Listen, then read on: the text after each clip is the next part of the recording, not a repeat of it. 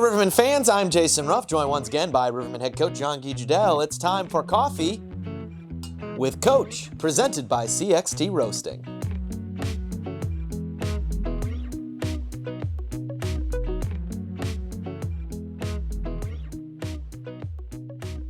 Back again for another bi-weekly episode of Coffee with Coach. And I think the big story is that we're sponsored now. We're legit. Unbelievable. That's how good we are. I know, right? No, it's great. I know you're going to talk about it a little bit, but we had a great day. That was a great day. Yep. The fine folks at CxT Roasting got together with us. They not only wanted to sponsor this segment, our coaches show, but they also wanted to bring about the start of a brand new Riverman blend, the Captain's Blend, that you and a number of other players had a chance to go test out some potential options. And this is a roast that was voted on by the players. This is what they like in a coffee. It has a little bit of chocolatey taste. And tell us about that experience, getting over to taste coffee and actually choose the Riverman blend. It was great with, Mama Kelly, and then we had Tristan show us the way of coffee and, the intricate parts of the coffee. We all know we like to drink coffee more for the sensation of it. But once you actually know everything that goes into it, and, the roasting process and everything else, and they do a great job there. So it was a lot of fun. It was very thankful for, to invite us with a few players and kind of, just savor every type of coffee and then pick our own that we wanted as a Riverman coffee. So it was, there's sometimes you do things that, you just go and do, but that was really interesting and I learned a lot. Alex Koopminer said it was the best experience with a team that he ever had. Alex has been around hockey for quite a while. When he says he's had a good experience, that's when you know you've made an impact, right? Yeah, it was just great. Just a great family and, doing things the right way. And really, really loving the process of making a great coffee. So it was fun. It was great. Like I said, it was very informational for me to learn. I'm a big coffee fan, but learn even more of it. And now, absolutely everything you do makes a difference in the way it tastes. So it was fun. And now we made friends forever. And for us, getting a great sponsors to sponsor our show. So it's a lot of fun. Absolutely. And CxT Roasting is a local company. They have 3 locations in Peoria, including one right here at the Peoria Civic Center. So yes, you are going to be able to pick up some of the Riverman blend in a future date. It's coming soon. I've just been told by the time we're recording this, I believe it's about Wednesday, right before Christmas holiday. It's coming soon, folks. Just be patient. But no, the Riverman style, Riverman blend is coming soon, and I think it really tastes really good. I'm not normally a big coffee drinker, but I actually liked it. Added a little bit of hint of chocolate, a little cocoa beans as well. You could taste it in there. You could taste it. It was great, and like we talked about, we wanted to make it that most people love. So we had to keep it to a certain point when it comes to dark roast, but it's still. I think it was delicious, and the way Tristan to pour over he did, and the love he did it with. I think it's just a great tasting coffee, and I can't wait for the fans to try it. And we're talking about Tristan of CxT Coffee, not Tristan Gel, just to make sure that's all clear. But both chases butterflies, remember? So let's allude to that. Okay, outside the folks at CxT Roasting, what's the best cup of coffee you ever had? In Europe, I won't lie to you. It's called Kiko Doro Coffee. It was a big sponsor of ours in Ambry when I played there, and every coffee they made was phenomenal. But we were lucky as imports. You get to your house and you had these high-tech coffee machines, so the beans were always fresh. And we were lucky enough in the locker room, we always had Kiko Doro coffee. So I was very fortunate for all my years there. Anywhere you go, it's just great, phenomenal coffee. It's in Switzerland, right?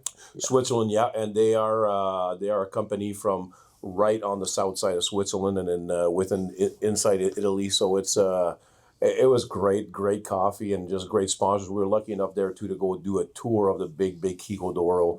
So it was a lot of fun. Italian coffee with Swiss perfectionism doesn't get much better than that. No, it does not. No, it does not. Very smooth. Now, the Rivermen just recently coming off a 3-3 road trip to the Macon Mayhem, a bit of a bounce-back weekend following a tight first game against the Huntsville Havoc. I want to talk about that Huntsville game in just a minute, but to go on the road, first major road trip for this team, 3 games against an opponent that is very feisty, has a lot of pride, and plays well, especially when you give them a chance. Riverman coming away with 6 points. What did we learn from this past weekend? Well, like every road trip, it's people don't realize that 13 hours is long when you get there, even if you get there the night before. The legs are a little heavy. The first game was more about learning about, we still have our pre-scout, but until you play them live, it's hard to always say on video exactly what they do. And, like every team in our league, they're dealing with call-ups or injuries. So it's always new teams, it seems like. And they worked extremely hard. The first game, I think it was more like, getting to know them and what works and what doesn't work. And I think the buy-in from our players after that. The great thing about 3-3 is, like I say, it's like a kids tournament. There's so much feedback that comes at you that you can work on and get better as the weekend goes on, and you get to know your opponent, and then you can break him down a little bit easier when you see him live. So I think the boys did a great job of following the plan and getting better as the weekend went on. And I thought the last two games we just played outstanding. I think we average 80, 90 shots on net, towards the net every single game, and close to 40 on that. Well, 58 one game. So the boys played really well, and the most fun as a coach is to watch the guys actually buy in, like, because we knew what worked, what didn't work against them, because they do certain things, and the boys just buying in into getting better every single game. And our leaders led. I can't say enough of Bearsy and Barker the first game. If it wasn't for Barker the first game, we would have had a struggle winning that one. And then Ernie was Big Ern again. So our leadership group really went on the road trip and kind of took the team by the horns and just said, let's go. And it was fun to watch, because I know it's pressure on the leadership group, but we're really big on it. And, as the leaders go, the group follows, and they really led us this weekend. What was great about that whole weekend where there were heroes, different games. So first game was Braden Barker with his 3 points, including the game-winning goal in the third period. Second game, it was Alec Bear with 2 big goals, including one 30 seconds after the Macon Mayhem tied it up early on in the third. And then in the third game, Chase Spencer getting a couple of big goals from a defensive position, especially when the defensive core for Peoria was a bit shorthanded, maybe understaffed, but certainly not underpowered. No, we have, and that's what we're lucky. That's why we keep always like some forwards that can play both positions, because at this level with the injuries and the call-ups, it goes really quick. You can go from 6 defensemen to 3 in a hurry, like we did this weekend. And then you have guys like Drapluck, and you have guys like Barker that jumped in there. And then, you had guys like our last game, it had to be Drapluck that played the last 2 periods at D. So we're very fortunate with the group that we have. We have a lot of veteran guys that have been around, that have done both positions. So no matter, like I said, we lost a D to getting kicked out, 1 to injury, and we only had 3 left. And then all of a sudden, Drapluck was there, Ernst was there. I could have put other guys there in the position. They play extremely well. So, it was a good weekend all the way around, like you said, with different heroes. But at the same time, I think all 3 games, I think Bearsy really led us with his compete. When he's going the offensive zone and he wins battles, everybody else kind of follows suit. And you could see he was hungry that weekend. It's always fun for coaches, because then you can just give feedback and actually work on different things that you can go through them, instead of having to be a cheerleader and everything else. Once your leaders are going, man, it makes it a lot easier for the coaches. And that includes Jordan Ernst, who was on an 8-game point streak. In fact, coming into the Sunday game against the Macon Mayhem, he had 4 consecutive games with multiple points to his record. First time in his career he's done that. We talked a little bit about in the pregamer on Sunday about Jordan Ernst, about how he has just matured as a hockey player, not only this year, but over the course of his career. What stands out to you the most, just in terms of how Ernst carries himself as a professional, as a leader, as a guy you can rely on when you put him out on the ice, both offensively and defensively? Well, I think, you talked about maturity is a big one, but also his mindset. It's completely different. He doesn't get rattled after having a bad shift or a bad period. He's a real pro on and off the ice. He takes care of his body, takes care of his mind.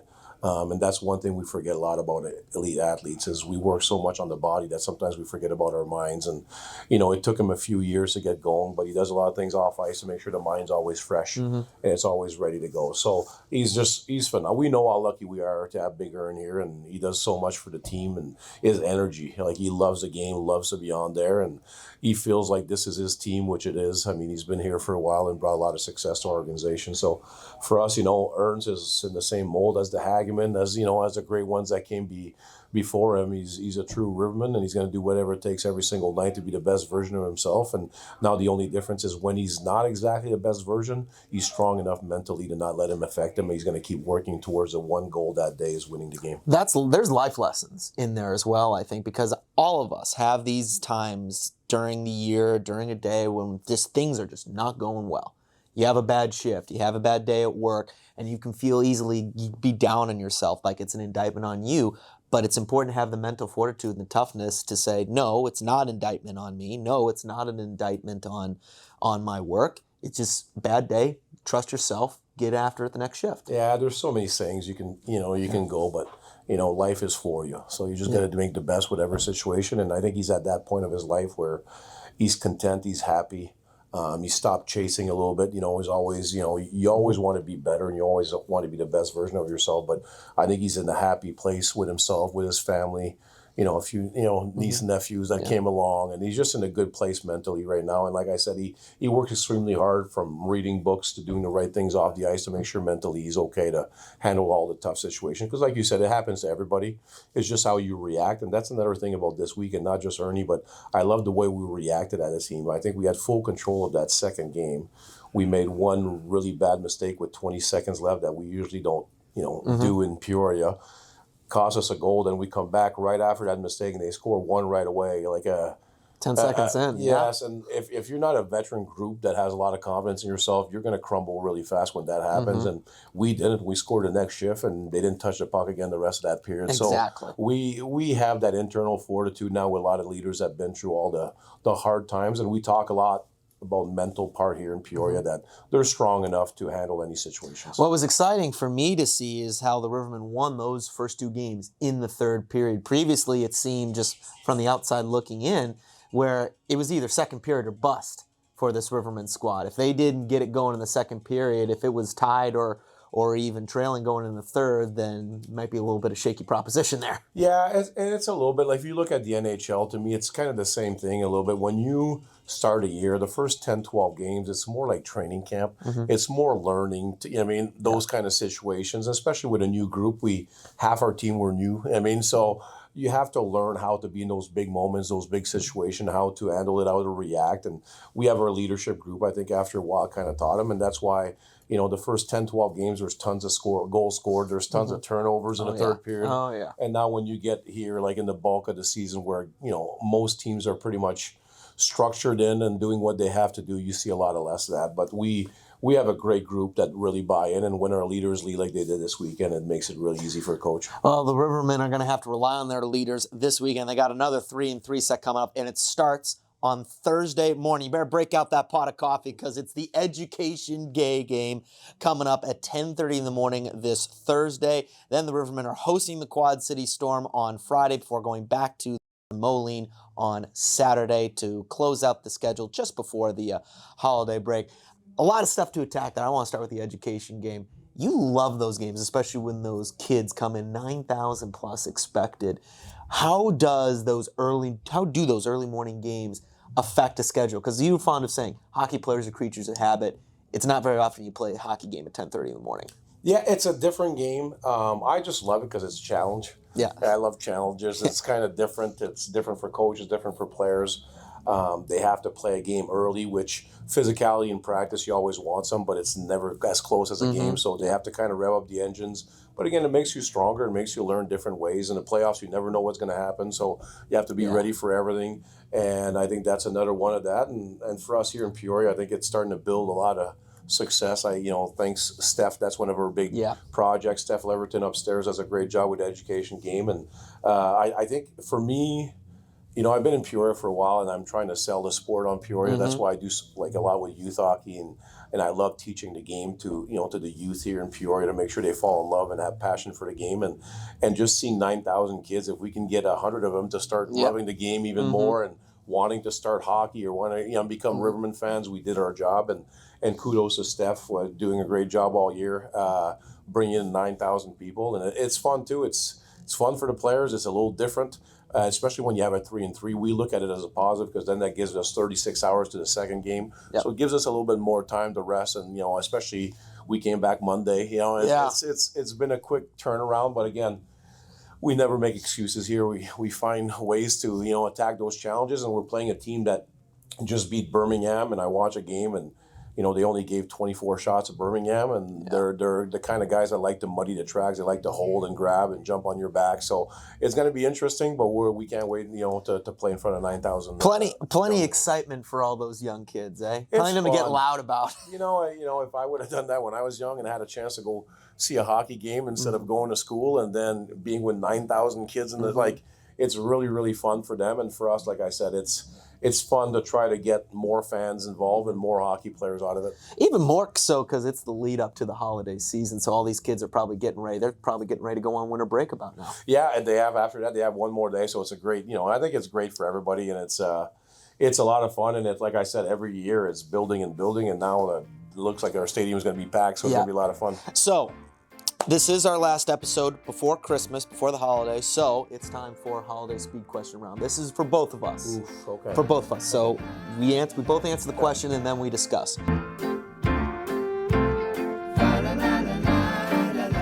That's a tough one. That is a tough one. It's really hard because most holiday movies have something good in it. For someone, yes. Yeah, it's about the magic of Christmas. It's about everything else. So I never saw overrated. I saw some that weren't as good as others, but they're not overrated because there's always a great message in them. Right. So it's tough for me to pick that one. I'm gonna go with National Lampoon's Christmas Vacation. I know it's a classic. Are you out of your mind? Probably.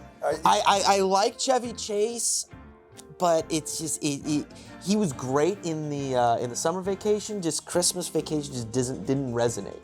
I like Chevy Chase as an actor. I think he's very funny, but he's got to have like another SNL co-star with him. You think so? Yeah, I think so. I love the Christmas. It's a classic in my household, so I can't say anything wrong of that. And like I said, even we watch a lot of the Hallmark Christmas movies. Oh, don't get me started. You and my mom, man. There's always a great message no matter what. So I can't say any, you can go with Die Hard if you don't believe it's a Christmas movie. Hey, I believe Die Hard's a Christmas Some movie. don't, so let's go with that one. All right.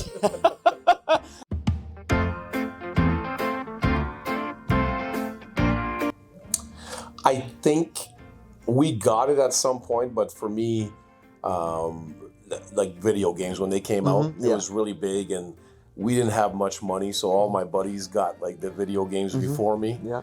We had to wait maybe 2-3 years later to get I remember it's an Atari. Oh, really? Yeah, so we got an Atari in those days, and we wanted one so bad, but we didn't get it for like 2-3 years later. But we did get it at some point. So, but we were happy.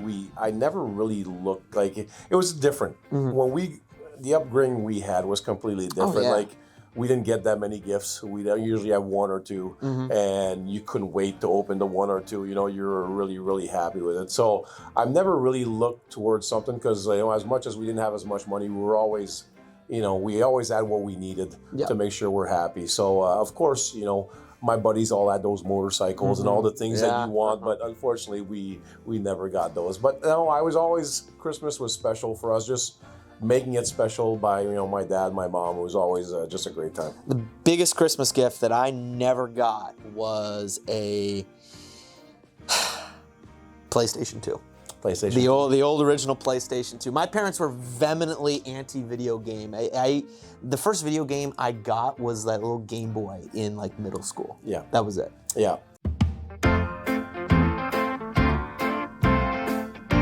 I don't listen to any of them. Really? No. That's all classic Christmas music. Yeah, I really, the French songs and it wasn't like we didn't know those people growing up, so it was more like, I come from a kind of folklore kind of group that you just sing your own songs and everybody repeats the words, and it's more of a fun party than listening to Christmas songs. So no, I won't say. I'll say Mariah Carey's my favorite Christmas song ever, but that's about it. Everybody else, I don't really. I don't listen to music that much. I knew that was gonna come. I'll never forget. What was this? This was a few years ago. We did favorite Christmas song, and you start bursting out into Mariah Carey. Oh, it's the best song ever. Because all she wants for Christmas is ghee.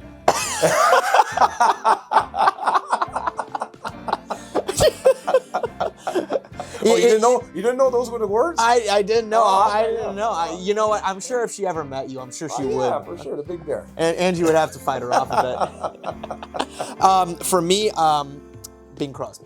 Because I think you start off as a young kid, like, because I grew up in a family where we listen to all those old-timey Christmas music. And you start off loving Bro Lives because it was rolling Rudolph Red-Nosed Reindeer. But as you grow older, you start to appreciate Bing Crosby more. Yeah. Because of his full body work, not just with Christmas, but with other songs. It's like it's like the difference between Alexander Ovechkin and Sidney Crosby. As a young kid, you love Alex Ovechkin, all the flashiness, how many goals he scores, all this. But as you grow older, you appreciate the full game that Sidney Crosby brings to the table.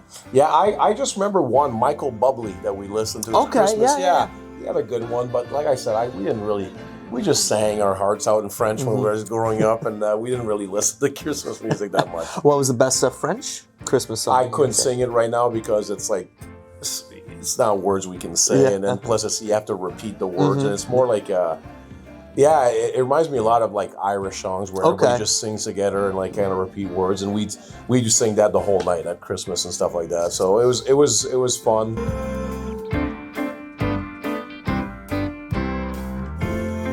Oh, when I grew up, I gotta say, my dad did a phenomenal job of making sure we knew Santa was coming, and it was awesome. We always go to church, and then we'd come back, we'd fall asleep, and then Santa would come, we'd hear him, and then so it was a great time as a young kid. And then we'd always wake up when Santa came. So if it was 3 a.m, and we always, Mom would always have a huge meal, so we wouldn't go to bed. So we'd go to bed for that 2 hours, 1 hour, until we heard the ho ho ho, and then it would come out and just party and play with, whatever we received all that day. So I think growing up, I could not wait for that. Could not wait. And you always just miss Santa, right? We just missed him all the time, but we'd hear like the door close because we didn't have a chimney, and then we'd hear his voice, and then we knew he came by, and then we, as a family, everything was like the cold meats, everything was all set up, and we just eat and have a feast at 4 or 5 in the morning, and then play all day, and then that night you'd sleep really well. But to me, that was it. I could not wait to hear Santa.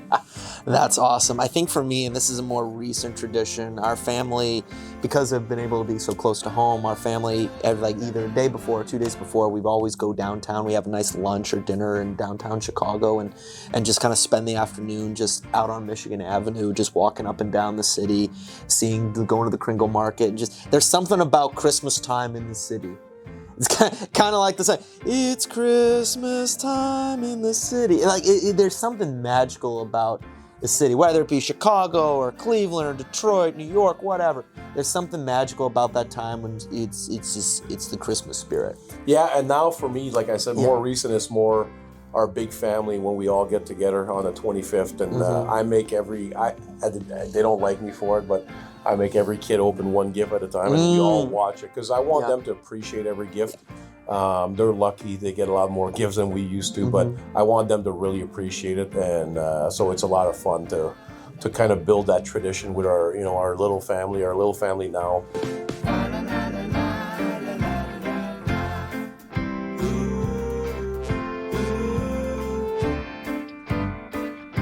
Man, you're making me think. You go first. I will go first. This year. Last year, it was myself, my girlfriend, my mom and dad, and we watched A Muppets Christmas Carol. But I know you're looking at me weird, but hear me out.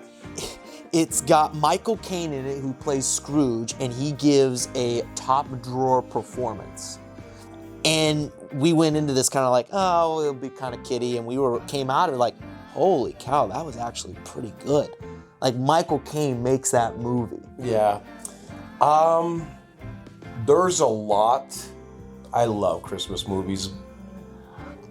I didn't think The Grinch with Jim Carrey was going to be that good. Oh, yeah. Because I didn't know how they could make a sort of cartoon into a real movie look cool. A little bit like Wizard of Oz made. Yeah. Wizard of Oz, that is kind of a cartoon. Like, it's not. And I thought The Grinch was going to be weird just because like how hard it is to make it. It's a children's story. It's a children's story. Yeah. But like when I was done with it, I was like, oh my gosh, this like Jim Carrey was phenomenal. And I think the whole village itself, the way they acted, the way, I mean, it was way better than what I expected. I was expecting the family, like the kids to like it and me just to watch it because I'm with the kids. Yeah. But no, I really enjoyed that movie. It was really impressive acting by Jim Carrey that way. Oh, it was wonderful. That was one of my favorites too, growing up when it first came out. Yep. Well, the kids growing up are going to have a fun time here this Thursday, 10:30 a.m., the Riverman Education game. After that, on Friday, Riverman celebrating Christmas with some Santa alternates, plus a giveaway, hat giveaway courtesy of Carl Health for the first 1,000 fans. Plus, Santa Claus will be in attendance, so maybe it's your dad dressing up. I don't know. I don't know. We'll see about that one, but it's always fun. Even last night, before we're done, big shout out to the Booster Club. Oh, yes, thank absolutely. you so much. Another great meal. Booster Club does so much for us here in Peoria, and we had Santa come out last night too. So thank you so much, Booster Club, for everything you guys do for us. And thank you to CxT Roasting Company for sponsoring, or being our new sponsor of Coffee with Coach. Riverman in 3 at 3, 2 at home, 1 on the road before the holidays. From our family to yours, Merry Christmas, Happy Holidays. Merry Christmas to everybody. Thank you.